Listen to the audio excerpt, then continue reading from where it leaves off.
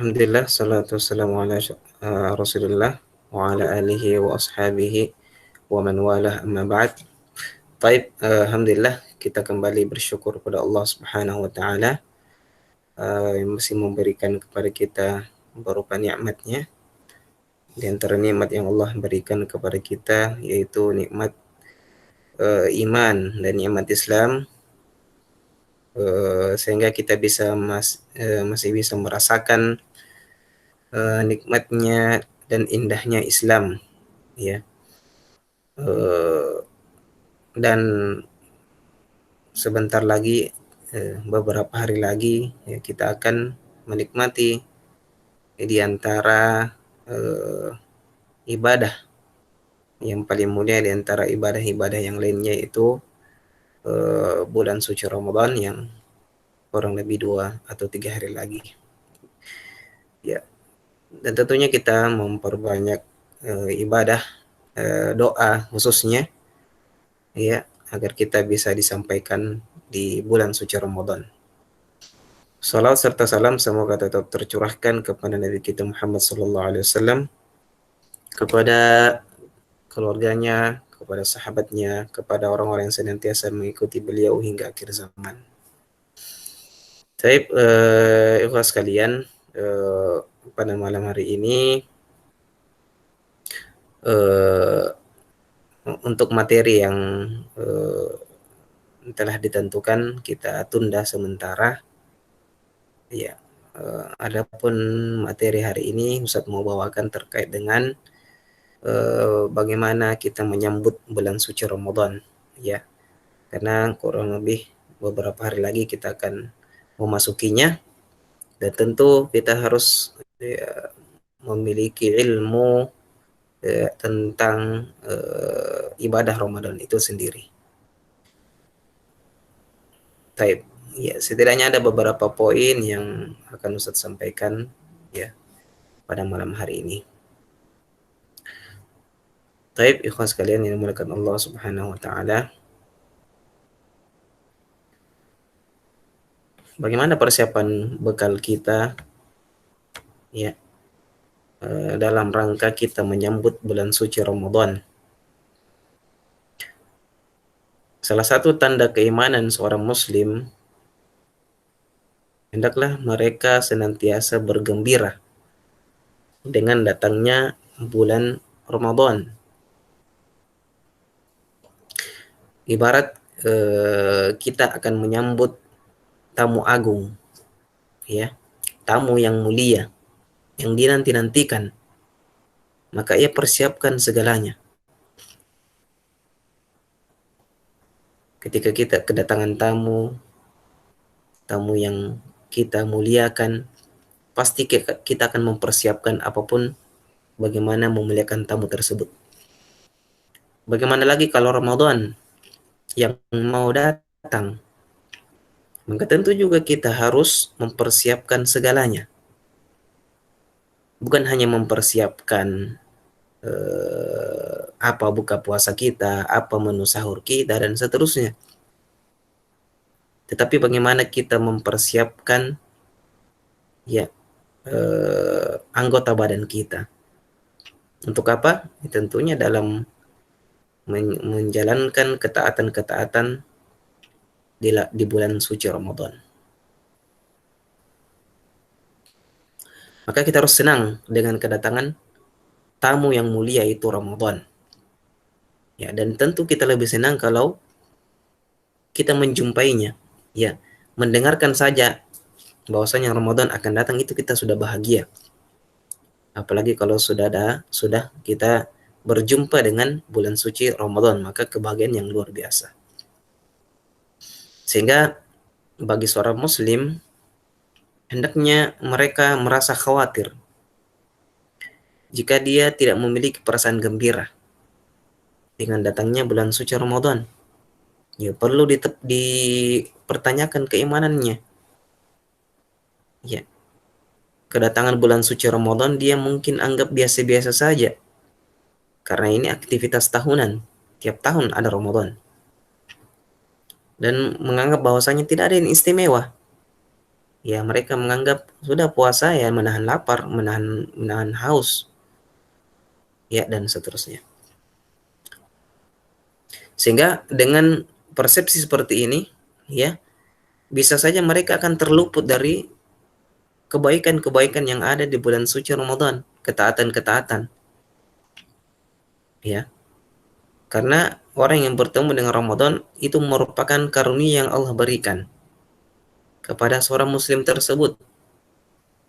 Ya, sebagaimana Allah berfirman dalam surah Yunus ayat 58,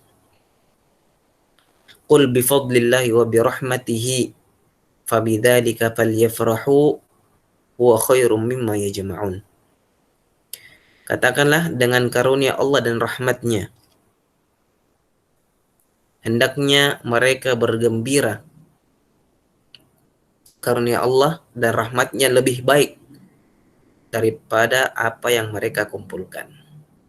Dari ayat ini bisa kita katakan bahwa orang yang bertemu dengan bulan suci Ramadan berarti secara otomatis dia akan mendapatkan karunia dan rahmatnya. Maka setelah bertemu bulan suci Ramadan maka hendaknya kita bergembira, ya.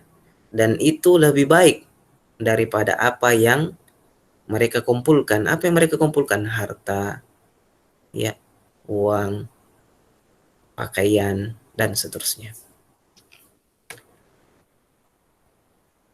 Ya, maka kita kita menengok, ya, melihat orang-orang soleh terdahulu bagaimana mereka merindukan bulan suci Ramadan.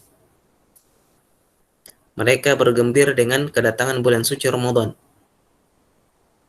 Sehingga disebutkan oleh Imam Ibn Rajab Al-Hambali, beliau berkata, qala ba'dus salaf, sebagian orang salaf terdahulu, kanu yad'una kanu yad'una Allah sittata ashhur ayyuballighahum syahru Ramadan.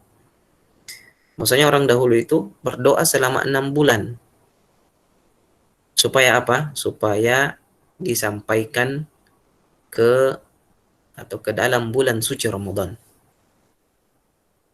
Ya, jadi 6 bulan sebelum datangnya Ramadan mereka sudah dari awal berdoa supaya Allah mengizinkan, Allah berkehendak menerima doanya untuk bertemu dengan Ramadan. Kemudian summa yad'una Allah sittata asyhur ay yataqabbalahu minhum. Kemudian orang salaf ini berdoa lagi ketika telah selesai Ramadan dan mengatakan dalam doanya sittat asyhur, berdoa dalam 6 bulan, ay yataqabbalahu minhum, supaya amalan yang mereka lakukan di bulan suci Ramadan itu diterima. Ya. Jadi 6 bulan.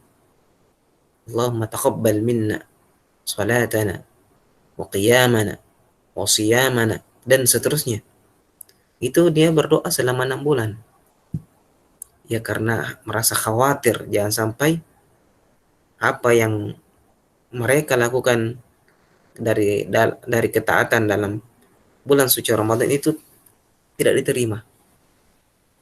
Ya, bagaimana ini kita lihat bagaimana orang salaf terdahulu, ya, ketika sebelum masuk ke dalam bulan suci Ramadan 6 bulan berdoa, kemudian 6 bulan berdoa kembali, selama 6 bulan berdoa kembali agar amalannya diterima Allah Subhanahu wa taala. Tapi ikhwan sekalian,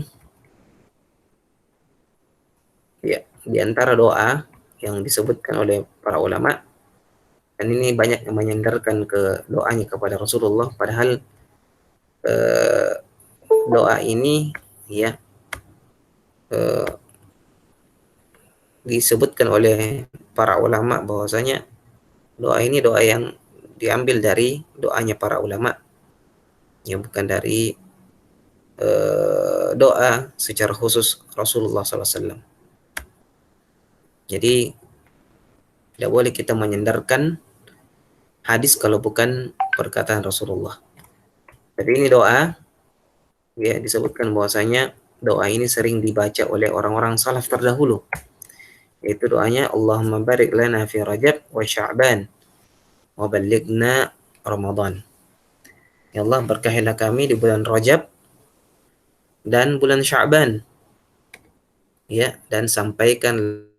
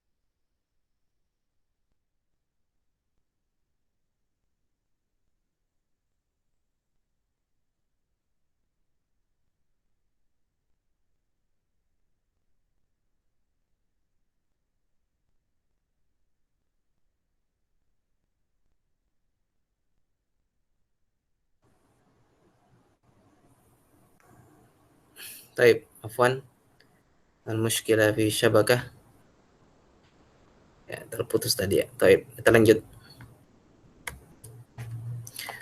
Di antara persiapan kita, ikhwas kalian, ya, yaitu bagaimana kita memiliki ilmu tentang bulan suci Ramadan, ya, agar kita bisa maksimal, ya. Bagaimana cara kita berpuasa dengan baik, dengan benar, ya, sampai ya puasa kita sia-sia. Kemudian apa ibadah-ibadah yang disyariatkan dalam bulan suci Ramadan? Kemudian apa hukum-hukumnya? Ya, hukum melakukan ini, hukum melakukan itu dan seterusnya. Ya, perlu kita pelajari. Ya, mungkin kalian masih berada di apa namanya, tingkatan yang bawah, ya, belum mempelajari fiqh siam. Tapi karena kita mau tidak mau, kita akan menemui bulan suci Ramadan, maka tentu kita harus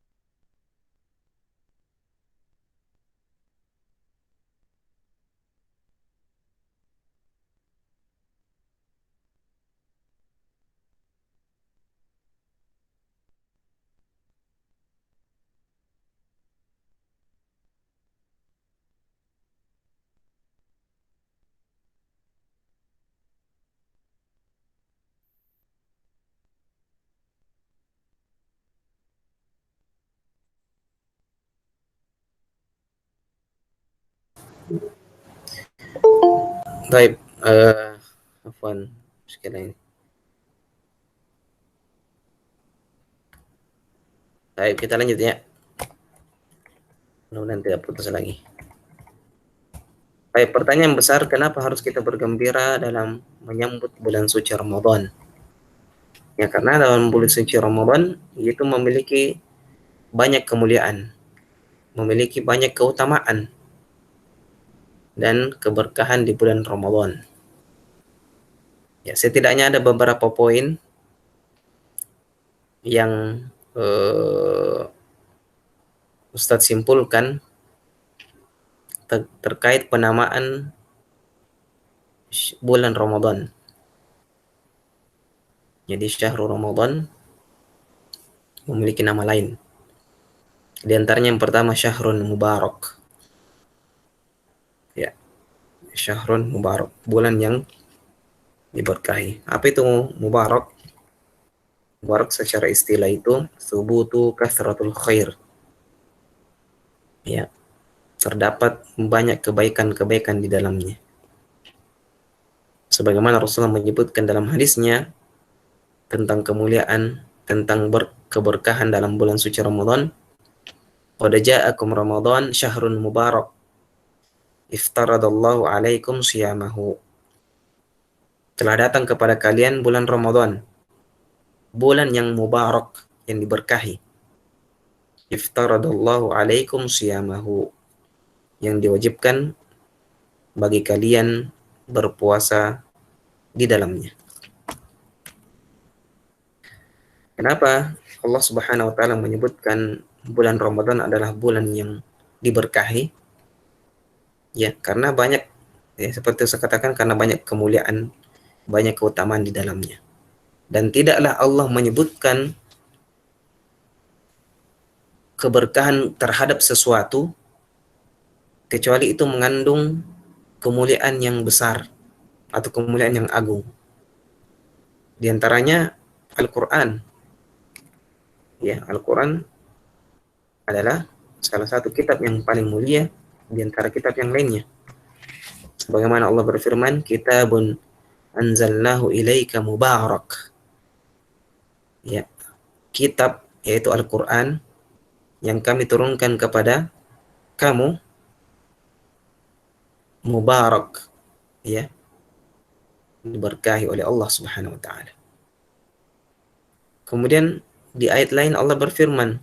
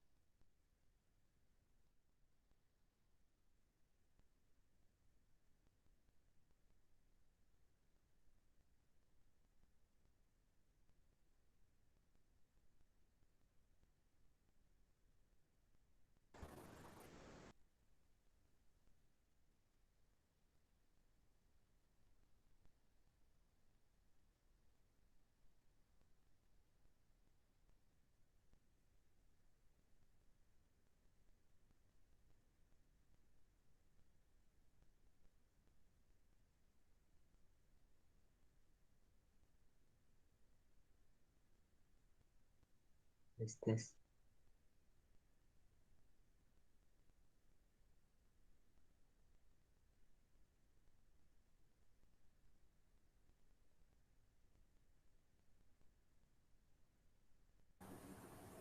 Baik, Fun. Inna anzalnahu fi lailatin mubarakah. Sesungguhnya kami menurunkan, ya, kepada kalian yaitu Al-Qur'an, kepada kamu Muhammad yaitu Al-Qur'an, fi lailatin mubarakah, pada malam yang diberkahi. Ya, disebutkan malam diberkahi. Ya, malam apa itu? Malam Lailatul Qadar. Dia adalah malam yang paling mulia di antara malam yang lainnya. Ya, maka kita katakan tadi, tidaklah Allah menyebutkan sesuatu, ya, dengan menamakan keberkahan di dalamnya, ya karena memiliki kemuliaan, keutamaan yang sangat besar dibanding yang lainnya. Tapi ikhwah sekalian, kemudian di antara yang lainnya penamaan Ramadan yaitu Syahrul Al-Qur'an.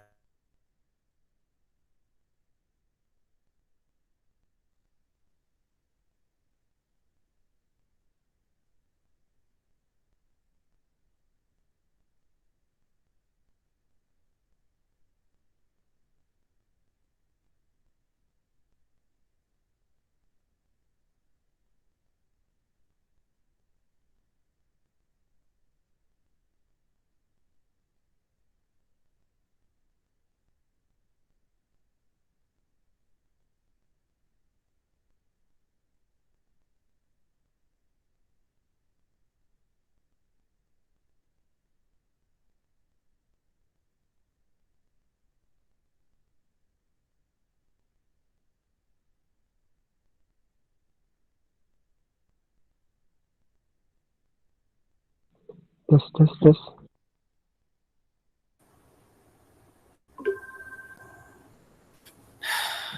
Taib, kekurangan ini. Mudah-mudahan tidak mati lagi. Taib. Kemudian yang kedua, penamaan dari bulan suci Ramadan atau syahrul Ramadan yaitu Syahrul Quran. Syahrul Ramadan alladzi unzila fihi al-Quran.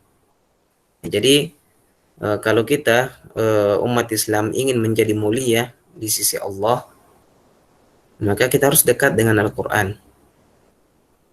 Ya, dekat dengan Al-Quran itu bukan hanya sekedar membaca, tapi bagaimana kita mentadabburinya, ya, bagaimana kita apa namanya, membaca tafsir-tafsirnya, kemudian yang paling penting juga mengamalkannya. Ya, dengan demikian semua yang berkaitan dengan Al-Quran maka semua akan menjadi mulia di sisi Allah Subhanahu wa taala. Sebagaimana malaikat Jibril, ya, disebutkan dia di antara malaikat yang paling mulia yaitu malaikat Jibril, ya, dibanding malaikat yang lainnya. Kenapa? Karena malaikat Jibril yang membawa wahyu berupa Al-Quran. Kemudian kepada siapa? Kepada Nabi Muhammad SAW. Ya, sehingga Rasulullah juga menjadi mulia di antara para nabi yang lainnya. Kenapa? Karena beliau yang menerima Al-Quran. Kemudian Al-Quran ini diturunkan di bulan apa? Di bulan suci Ramadan. Kemudian jadilah bulan Ramadan itu adalah bulan yang paling mulia di antara bulan yang lainnya. Kemudian diturunkan di malam Lailatul Qadar. Maka jadilah malam Lailatul Qadar adalah malam yang lebih baik daripada malam-malam yang sebelumnya. Bahkan dikatakan 1000 bulan lebih baik daripada malam ini lebih baik daripada 1000 bulan, ya, secara hitungan perputaran bulan, atau kurang lebih 84 tahun. Kemudian diturunkan di hari Jumat dan menjadilah hari Jumat merupakan hari yang paling mulia di antara hari yang lainnya.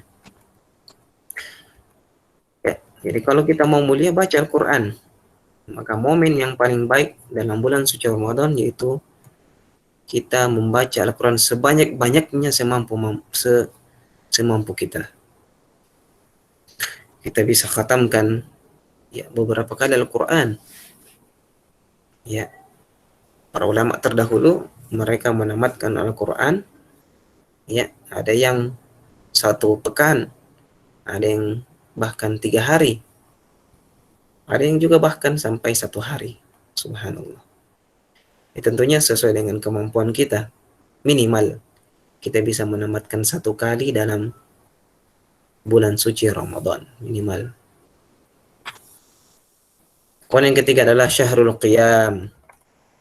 Disyariatkan kita melaksanakan ibadah-ibadah salat, khususnya salat tarawih. Karena qiyam maksud di sini, ya, maksudnya adalah salat tarawih. Karena salat tarawih itu hanya disyariatkan di bulan suci Ramadan, tidak pada bulan yang lainnya. Dan ini qiyam atau salat tarawih itu keutamaan yang sangat besar. Man qama ramadhana imanan wa ihtisaban ghufira lahu ma taqaddama min dzambi. Siapa yang melaksanakan qiyam salat tarawih bulan suci Ramadan dengan iman dan mengharapkan pahala Allah Subhanahu wa taala, ghufira lahu ma taqaddama min dzambi. Allah mengampuni dosa-dosanya yang telah lalu. Keutamaan jika seseorang melakukan salat tarawih dengan cara berjamaah sampai imam menyelesaikan bacaannya atau menyelesaikan salatnya, kemudian kita bubar. Sebagaimana Rasulullah bersabda, "Man shalla ma'al imam hatta yansharif, kutiba lahu qiyamu lailah." Barang siapa yang salat bersama imam, ya, sampai selesai atau bubar, kutiba lahu qiyamul lailah, maka akan dicatat baginya salat semalam suntuk. Ya, tak hanya salat 8 rakaat atau ada yang 20 rakaat, kurang lebih selesai 1 jam. Tapi di sisi Allah, Allah menghitungnya kita salat sama halnya salat semalam suntuk. Ya, ini keutamaan sangat besar. Meskipun kalau dilihat hukumnya, hukum salat tarawih ini kalau di jumhur ulama mengatakan bahwa hukumnya sunnah muakkadah. Ya, tidak sampai wajib. Artinya tidak ada dosa bagi seseorang yang meninggalkan salat tarawih. Tetapi di sini kita katakan orang yang meninggalkan salat tarawih, kita katakan mereka adalah orang yang merugi. Karena sudah banyak keutamaan kemuliaan yang diberikan bagi yang melaksanakannya, lantas dia tidak menjalankan dengan sebaik-baiknya atau bermalas-malasan. Tapi ikhwan sekalian, ini beberapa poin, ada beberapa banyak poin tentang bulan suci Ramadan. Mudah-mudahan 3 poin yang kita sebutkan di atas atau pada malam hari ini bisa kita pahami, ya, dan bisa kita lakukan, bisa kita praktekkan dalam bulan suci Ramadan. Ya, sudah beberapa hari ya, ada PNSR, ya, penataran nasional seputar Ramadan. Kemudian tadi juga tablik akbar yang dibawa oleh Dr. Abdurrahman, Dr. Abdurrahman, kemudian Dr. Zaitun Rasmin. Semoga itu sudah bisa menambah keilmuan kita tentang bulan suci Ramadan. Ya, tinggal ya kita sudah meresapi ilmu mereka, tinggal kita bagaimana mengaplikasikannya, ya, di dalam bulan suci Ramadan yang kurang lebih ya 2 atau 3 hari lagi. Baik, ini saja, mudah-mudahan ada manfaatnya bagi Ustadz, bagi para ikhwas sekalian. Jika ada kesalahan, kami meminta maaf, ya, karena bulan suci Ramadan kita sama-sama fokus, ya, untuk beribadah di dalamnya. Ya, ada penyampaian kemarin dari Ustadz Taufan, ya, mengatakan minimal dalam Ramadan ya minimal 1 kali pertemuan tarbiyah. Jadi kita nanti cari waktu kira-kira kapan kita bisa kembali lagi untuk tarbiyah bulan suci Ramadan. Ya, minimal 1 kali. Baik, ini saja dari Ustaz. Mudah-mudahan ada manfaatnya. Kalau ada pertanyaan, fadhal. Ini alhamdulillah 1, 2, 3, 4, 5, 6. Ya, ada 6 orang. Alhamdulillah. Mudah-mudahan yang lain bisa diingatkan. Nanti Ustaz kirim rekamannya ya. Kalau memang terekam dengan baik ini, Ustaz akan kirim insyaAllah. Bismillah Ustaz. Afwan. Boleh bertanya Ustaz? Bismillahirrahmanirrahim. Assalamualaikum warahmatullahi wabarakatuh. Waalaikumsalam. Bismillahirrahmanirrahim.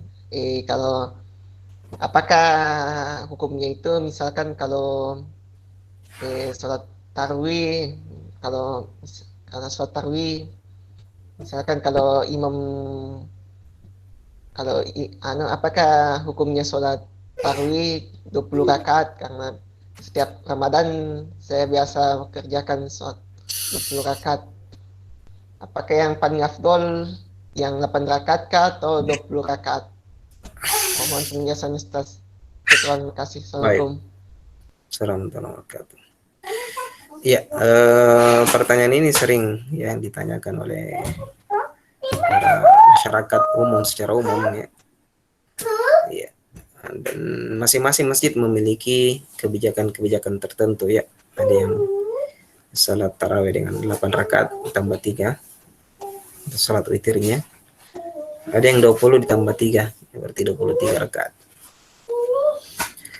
Secara umum hadis Rasulullah tidak membatasi jumlah rakaat tertentu. Iya. Artinya apa? Dalam hadis disebutkan salatul laili mathna mathna. Salat lail itu atau salat malam itu dua rakaat. Tidak disebutkan berapa jumlah kekhususan di salat tarawih. Ya. Sehingga ada yang mengatakan bahwasanya 8 rakaat karena jumlah rakaat yang 8 itu sering dilakukan oleh Rasulullah ditambah 3 rakaat. Adapun yang berijtihad dengan 20 rakaat ya seperti halnya juga Makkah dan Madinah yang mereka berpegang dengan hadis ya bahwasanya tidak ada batasan. Tidak ada batasan untuk salat tarawih ya. Baik dia 8 maupun 20 ya selama dilaksanakan sebanyak 2 rakaat. Allah taala alam. Ya, kalau di masjid kita misalkan melaksanakan 20 rakaat, jangan kita mengatakan wah kalian salah. Rasulullah tidak melakukan seperti itu. Tidak boleh juga. Ya, karena masing-masing punya pegangan dalil. Ya. Kalau di masjid kita sudah terbiasa 20 rakaat, ya kita ikut 20 rakaat. Kalau antum yang ditunjuk sebagai imam, ya antum yang harus imami 20 rakaat. Tidak boleh antum ambil yang 8 rakaat. Baik, Allah taala alam. Ada pertanyaan yang lain? Afwan Ustaz. Nah, apa hukum puasa hari Senin Kamis seperti esok hari? Padahal bulan Ramadan sudah dekat. ya, secara khusus ada hadis yang menjelaskan bahwasanya kita ya dilarangnya untuk berpuasa 1 hari 2 hari sebelum masuk bulan suci Ramadan. Di sini coba saya bacakan hadisnya.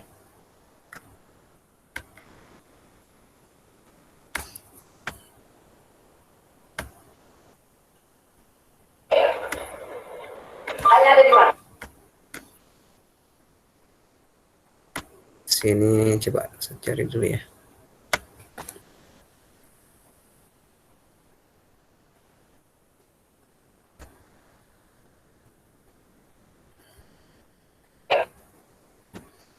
Baik. Rasulullah ya. Qala sallallahu alaihi wasallam la yataqaddamanna ahadukum Ramadan bisawmi yaum aw yaumain illa ay yakuna rajulun kana yasumu sawmahu falyasum dzalikal yaum. Rasulullah bersabda, tidak boleh seseorang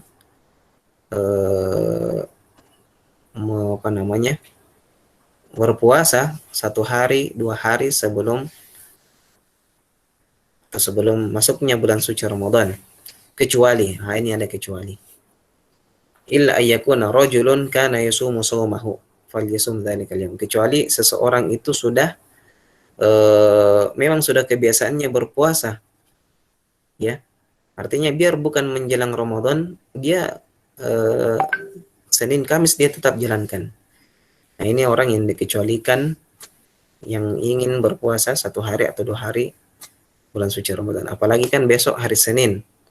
Ya, mungkin kalau kalian sudah terbiasa dengan puasa Senin Kamis, ya maka tidak mengapa ya kalian berpuasa 1 hari atau 2 hari sebelum Ramadan.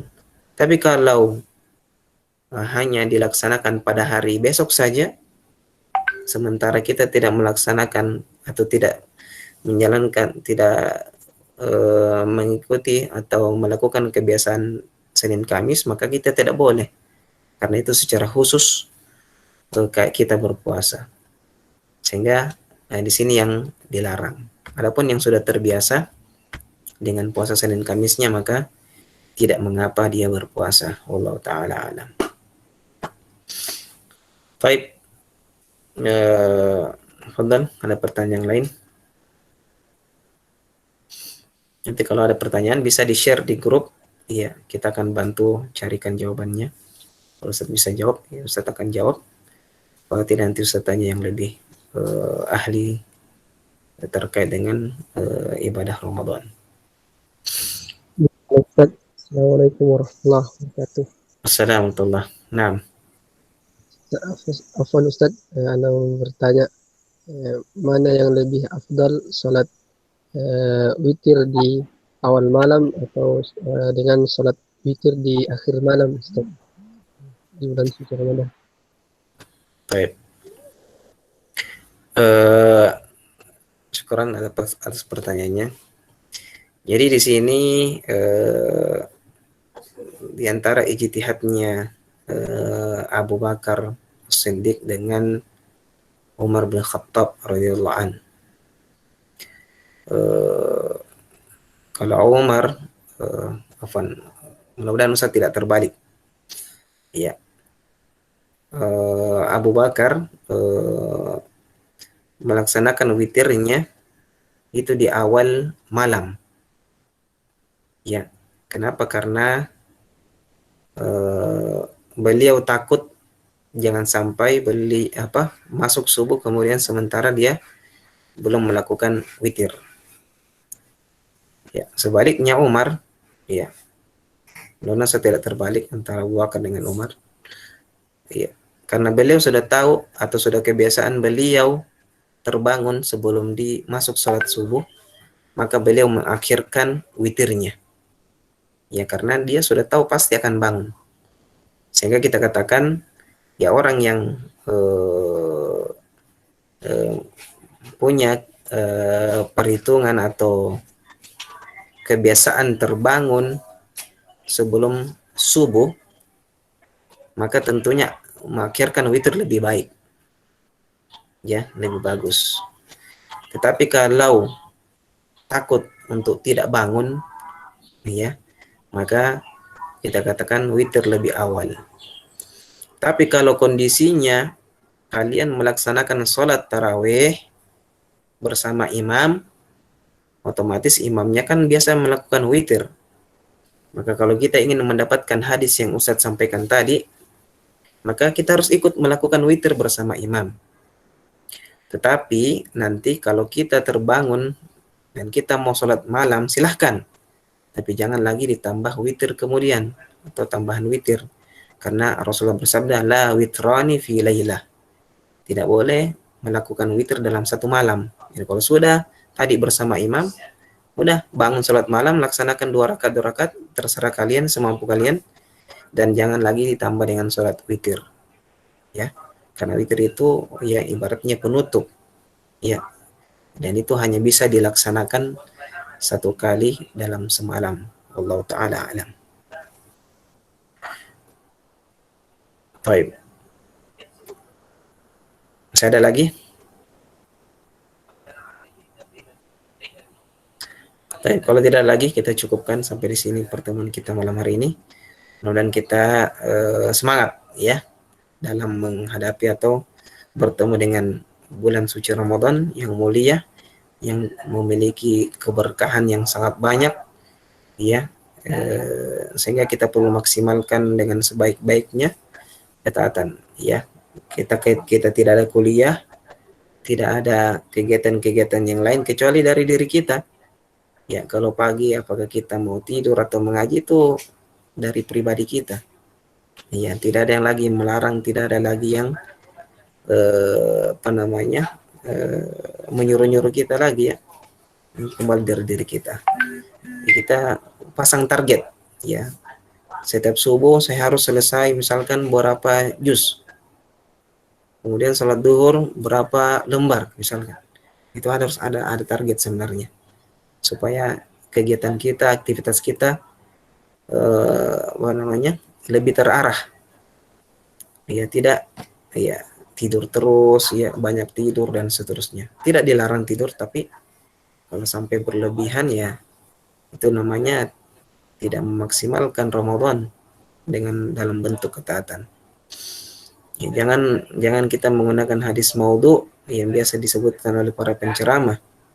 Naumus shaim, apa namanya? Naumus shaim ibadah.